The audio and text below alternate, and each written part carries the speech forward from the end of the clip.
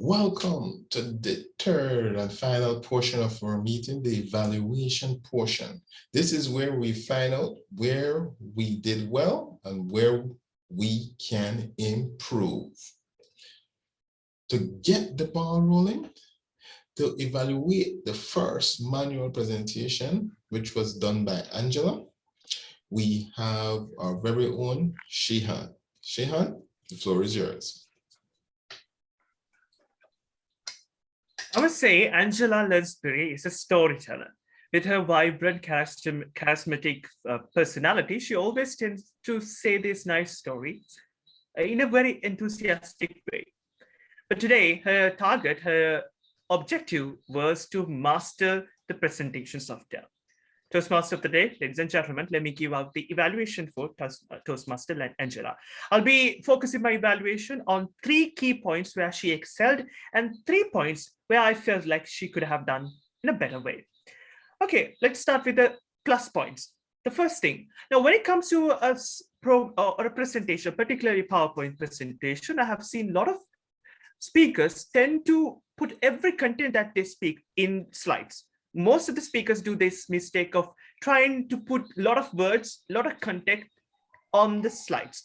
But the good thing about Angela's presentation is that she kept it minimum and she told her story, incorporating to the slides in a productive and an effective way, which is the objective after all. And there was this one slide where we could see what, where, when, with a picture of Anne Frank Hughes, I believe, a Jewish girl, which is trying to give us a context of the story of Hanukkah with using that slides in an effective way rather than giving all the details at once, like most of the presenters that we have seen in day-to-day life. So that's a good point.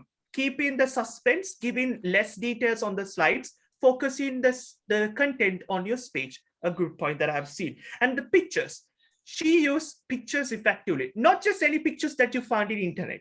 Some of the pictures are more lively, an experienced one. Now, if you are a person from Singapore, if you have seen the Waterloo Place, you might see that Hanukkah lively. So she incorporated the pictures where we have a personal experience.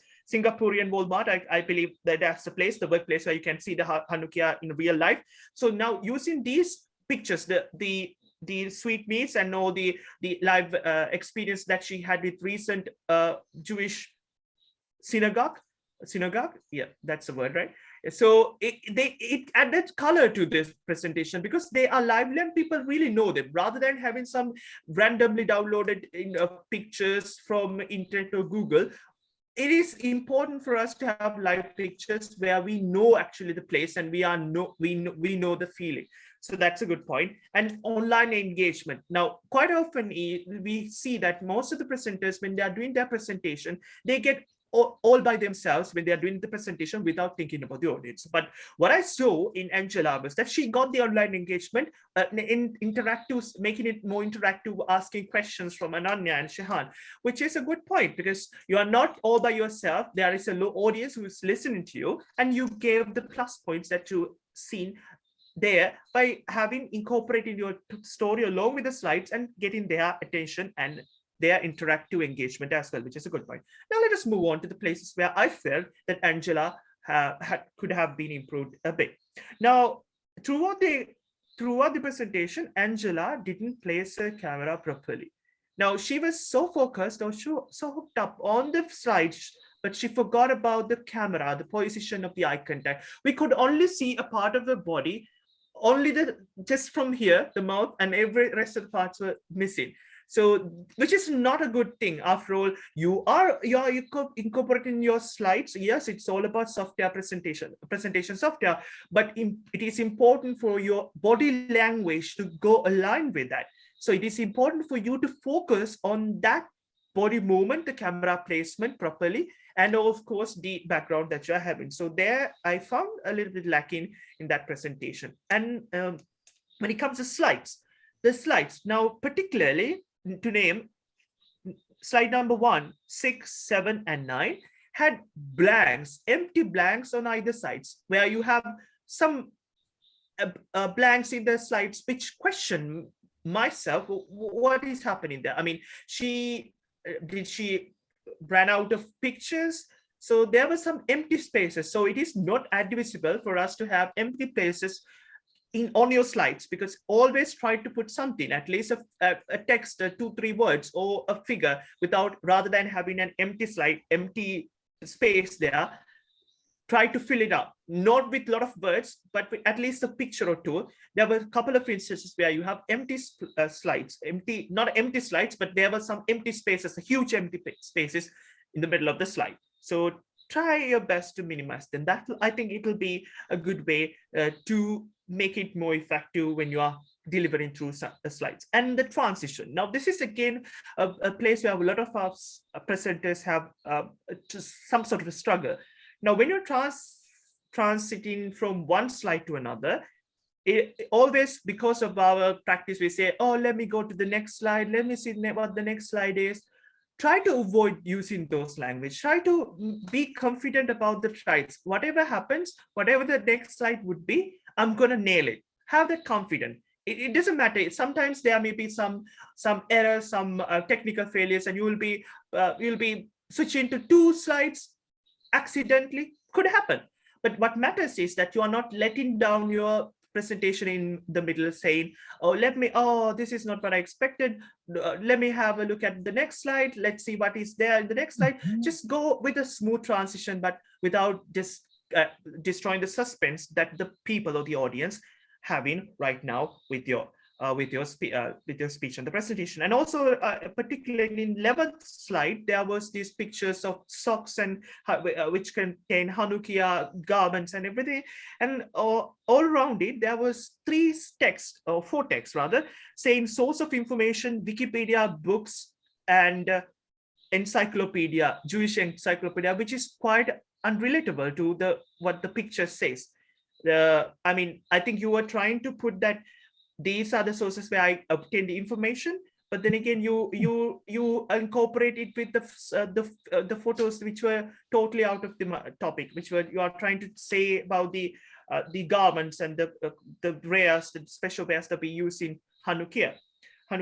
So try to avoid. I think it's better if you can avoid those mistakes.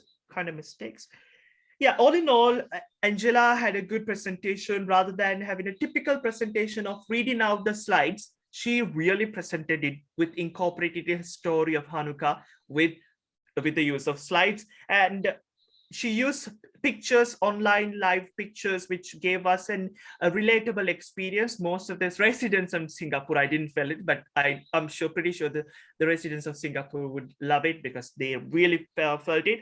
And to talk about some setbacks, I believe that Angela should work on the slides without leaving them empty in the middle. And also, it's very important to place the camera properly so that her body is visible, the full body is visible, and the attention will be there to both presentation and to her body without any dissertation. With that, that's pretty much it from my side. Angela, good luck and congratulations on successfully completing your presentation on presentation mastery, using the presentation platform software. Good job. Over to you, the Toastmaster of the day. Excellent evaluation, Shehan. Very detailed. Got a lot of points of how we can all improve. Excellent job. And now for the second evaluation, we have our very own Toastmaster Anya. Hi, so I'm not happy following Shehan because I do not have detailed points like that. I mostly noted down what I really liked, and those are that I really enjoy your storytelling style. And compared to the last story that I heard, this one had a lot of voice modulation, so that added to the suspense and how I related to it, and how I was able to engage with the story or the speech. And you also mimicked a few people. I don't know if that is part of the modulation or if it can be called mimicry, but you mimic the financial controller and the complaints which were coming in when people couldn't get in on the Sunday morning. And that also added a bit of fun to the story, and I really enjoyed it. And again, it was humorous, like as always. So I always look forward to your stories. So I don't know if they're true, because if they are true, your life has been really fun. And it's very interesting to hear. And one thing that I'd like you to improve is like maybe use more gestures, go back and show your full frame and use your hands or something. Yeah. So yeah, so that's what I thought. And in terms of the scores, I scored you 5 on everything except the gestures point, where I scored you a 3. And there was one point which asked about whether or not you have incorporated feedback from the first speech, but I hadn't heard your first speech, so I gave you the benefit of doubt and I've scored you 5 on that as well. So yeah, that's it. Thank you. Thank you, Anya. Thank you, Anya. Excellent job. I will try to incorporate more gestures in my presentation going forward.